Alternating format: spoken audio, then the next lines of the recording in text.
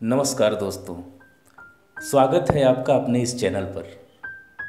रफ़ी साहब की दरिया दिली से जुड़े न जाने कितने किस्से हैं जो हम अक्सर सुनते रहते हैं और न जाने क्यों उन किस्सों को बार बार सुनना अच्छा भी लगता है। एक ऐसा ही किस्सा है जिसे बार बार सुनने में अगर रफ़ी साहब के चाहने वालों को अच्छा लगता है तो उससे कहीं ज़्यादा उस किस्से को सुनाने वाले सदाबहार अभिनेता जितेंद्र जी को इसे सुनाना अच्छा लगता है।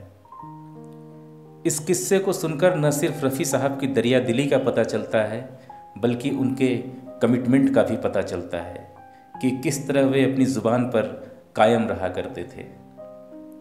क्या है वो पूरा किस्सा, आइए जितेंद्र जी की ही ज़ुबानी सुनते हैं जिसे उन्होंने बड़े ही प्यार और सम्मान के साथ सुनाया है। मैं एक किस्सा सुनाता हूँ कि एक पिक्चर बनाई थी हमने, दीदार यार, जो मेरी लाइफ की सबसे मोस्ट एक्सपेंसिव फिल्म, सबसे कीमती फिल्म, जिसको बनने में 4-5 साल लगे। और उस फिल्म की जब एडवांस बुकिंग खुली हुई, जिस दिन एडवांस बुकिंग शुरू की, मंडे को होती है, फ्राइडे को पिक्चर रिलीज हो, तो पुलिस वाले ज्यादा थे, कंट्रोल करने के लिए लोग कम थे। It was one of the biggest flop of my life. So किस्सा वो नहीं है, किस्सा मैं कुछ और सुना रहा हूं। किस्सा ये है कि उसका एक पहला गाना रिकॉर्ड हुआ तो रफ़ी साहब ने गाया था। अभी मैं उस जमाने की बात कर रहा हूँ, 70s की। तो रफ़ी साहब को 4,000 रुपये उन्होंने लिए मुझसे गाने के। ये 4,000 उस जमाने में वैल्यू थी पैसे की। और पिक्चर बनते बनते 4-5 साल लग गए। जो लास्ट गाना रिकॉर्ड किया, ऋषि कपूर और मैं थे उस पिक्चर में, तो किशोर कुमार और रफ़ी साहब ने गाया। तो गाने की रिकॉर्डिंग खत्म हुई तो प्रोडक्शन वाला मुझसे पूछने आया कि रफ़ी साहब को क्या देना है।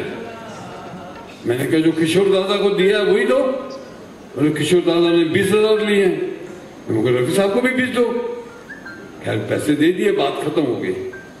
रिकॉर्डिंग खत्म हुई तो रफ़ी साहब के ब्रदर इन लॉ, वो उनके सेक्रेटरी थे, his brother in law was his secretary, वो मेरे घर पे आए और उन्होंने बोला रफ़ी साहब बहुत नाराज है। मैंने क्या हो गया, मैंने ऐसा क्या किया।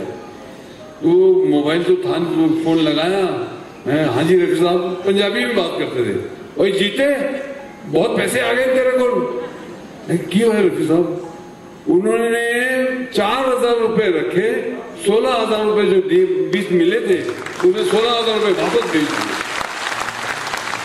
आज के जमाने में आप सोच सकते हो, ऐसा नेक बंदा, ऐसा नेक इंसान, जितनी मैं उनकी बात करूं, जितनी उनकी तारीफ करूं कम है। दोस्तों, रफ़ी साहब चाहते तो 4-5 साल पहले हुई उस बात को भुला सकते थे और जितेंद्र जी को भी इससे कुछ विशेष फर्क नहीं पड़ता, क्योंकि गानों की रिकॉर्डिंग 4-5 सालों के बाद भी हो सकती है, ऐसी कोई शर्त तो रखी नहीं गई थी। लेकिन फिर भी रफ़ी साहब ने उस बात को याद रखा।